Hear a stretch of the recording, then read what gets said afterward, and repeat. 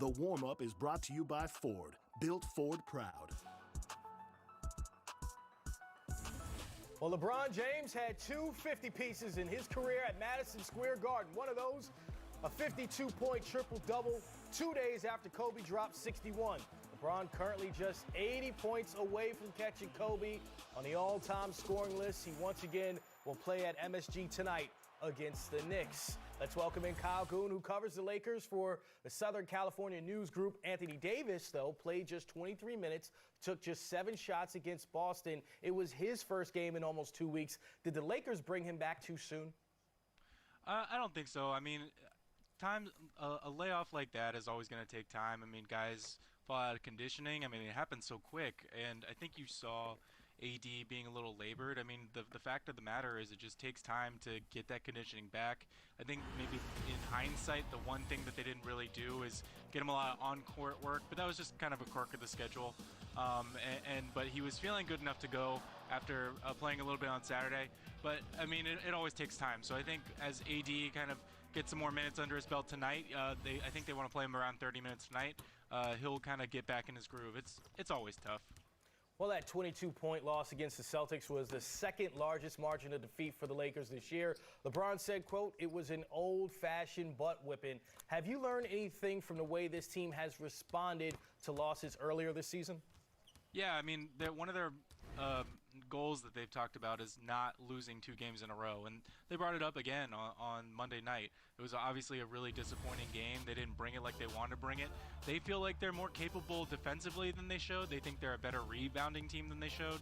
I mean, they've got beat in the hustle categories, in the effort categories, and that just hasn't happened much with the Lakers this year. They've had comebacks, they've been down double digits and come back to win close games, and I think they want to show that they don't want to lose 2 games in a row. They've only done it one other time this year, and that they can be a better team on effort. Yeah, they lost those 4 games around Christmas. What happened with the team at that time period, and how have they bounced back so great since then? Yeah, I mean, I think part of that was obviously injuries. They had AD out 1 game. They had LeBron 1 game. That was, if you remember, LeBron's groin was not feeling great. He got hit in the groin, and that was slowing him down a little bit. I think they really have found sort of a grind mentality, have started out 2020 great. They hadn't, I mean, this Boston loss was their first loss of 2020, and I think they had won 9 or 10 games before that. So, I mean, I think the thing that's been surprising, especially different from last year, is that they really bring it every night. The veterans are hungry. I mean, they're not just composed. They want to win. They want to show the effort, and that's why they were so disappointed and want to bring it again tonight. Yeah, I mean, we talked about AD's struggles in his first game back, but LeBron also with just 15 points against Boston. Are you expecting him so close to Kobe, trying to move up that scoring list, playing at Madison Square Garden, coming off that loss to have some incredible performance?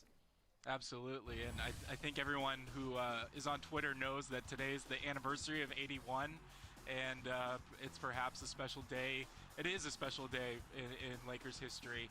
LeBron doesn't really talk about these milestones, but he's definitely mindful of them. He definitely knows how close he is to Kobe, and obviously there's a lot of chatter that some fans won't buy into LeBron until he brings the Lakers franchise a ring, like Kobe did, obviously. So I think he's mindful of that. I think he always loves to show out in Madison Square Garden. Obviously, some of his best games of his career have been here, and I think we could see something special from LeBron tonight.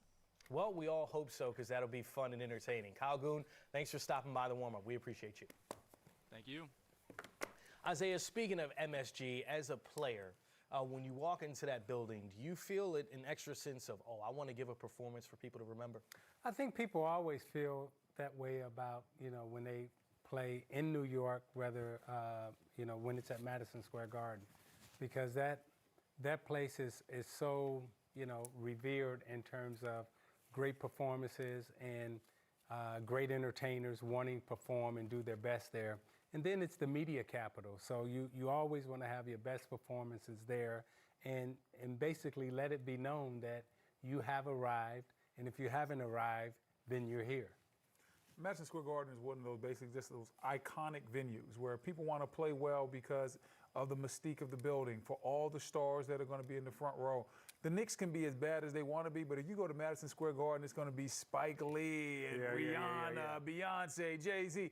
Everybody's going to be there. So it always has that feel like it's a big game, even though the Knicks might not be on top right now. But Madison Square Garden, just the building, and like you said, all the great performances that have gone on there, a lot of the great players want to play great on that stage, whether we're talking about LeBron or KD or whoever. They want to put on a performance for that New York crowd. And they have.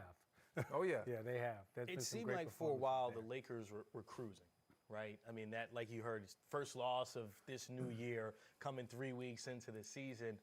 But when you have championship aspirations, right, and I believe that was the Lakers' second loss since 2020 started. Anyway, when you have championship aspirations, how important is it that next game after you lose to try to bounce back and give a good effort whether you win or lose? It's important to bounce back. You never want to lose back-to-back games. But this is the time of year when, from a player's perspective, you know, you have cobwebs in your head. I mean, it's like you don't know what city you're in, you don't know what hotel you're staying at, and the concentration level that you need to sustain for 2.5 hours every single night. This is the time of year where it starts to slip away from you.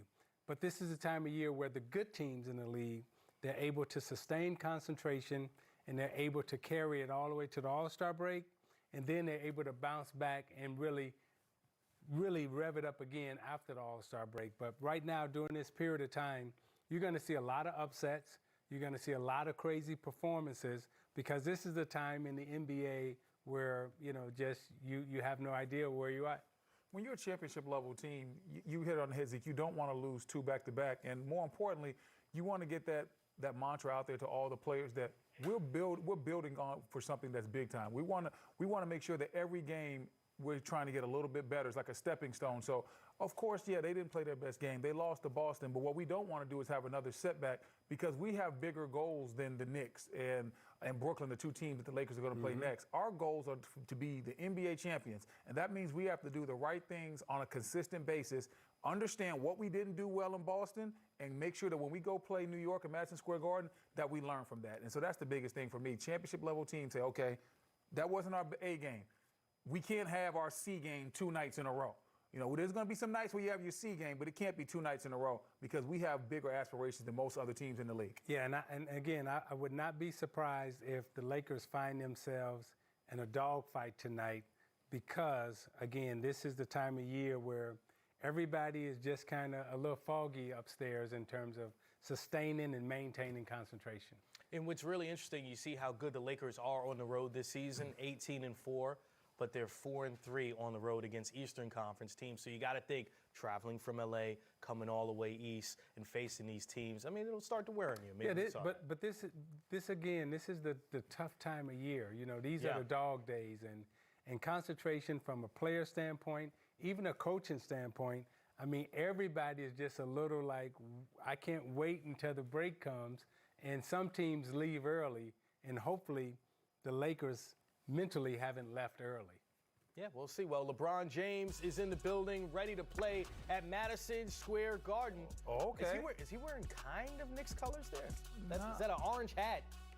I don't know. I like that, though. It's smooth. Yeah, that's fly right there. He's had a couple of questionable pieces, but that's all right, fly. Isaiah, what do you think about LeBron's look? I like it. I can roll with that. Yeah. You know. Certainly looks serious and ready for business. You're watching the warm-up presented by Ford. Yeah, I swear to God, I'm big time.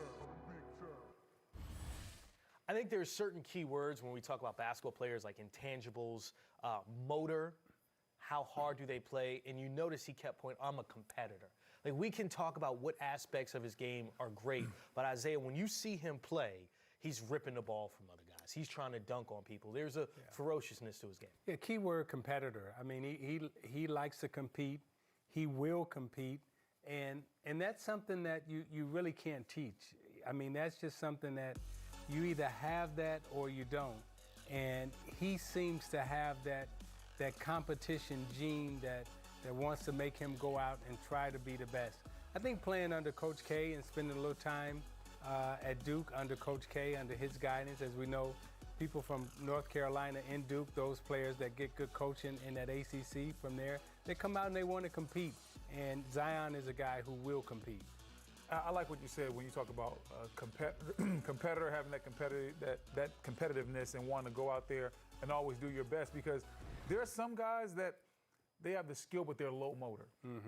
And you can't teach a guy to be high motor. Like, if you don't have the skill, there's been plenty of guys that have come into this league that couldn't shoot and they learned how to shoot, or they couldn't really handle, they improved their ball handling, or they improved their free throw shooting, post moves, etc. You can improve your skills, but there haven't been a lot of guys that have come in with a low motor and they improve their motor. And so when you look at that, that is a skill within itself. The fact that I don't have to worry about that guy playing hard. I don't have to worry about trying to light a fire under this guy, because I understand that he brings his own fire. Zion Williamson wants to be great. He wants to compete.